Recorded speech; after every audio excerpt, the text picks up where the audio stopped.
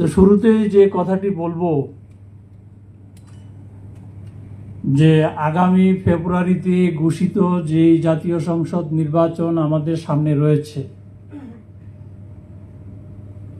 আমরা আশা রাখি যে এই নির্বাচনটি বাংলাদেশের ইতিহাসে একটি উল্লেখযোগ্য এবং একটি সুন্দর নির্বাচন, অবাধ, সুষ্ঠু, নিরপেক্ষ নির্বাচন হবে।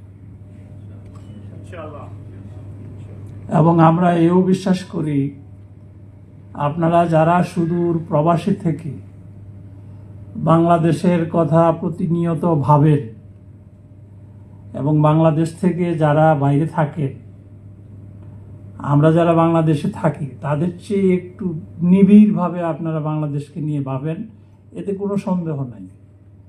কারণ হচ্ছে 2-3 মাস দেশের বাইরে থেকে দেখেছি যে দেশের বাইরে না গেলে বোঝা যায় না যে আমার বাংলাদেশটা আমার কত প্রিয়।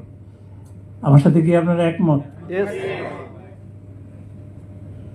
আপনারা এত নিবিড়ভাবে এবং অন্তরের অন্তঃস্থল থেকে বাংলাদেশকে ফিল করেন, যেটি সাধারণভাবে বাংলাদেশে যারা বসবাস করছে তারা কিন্তু এত সিরিয়াসলি ভাবে না।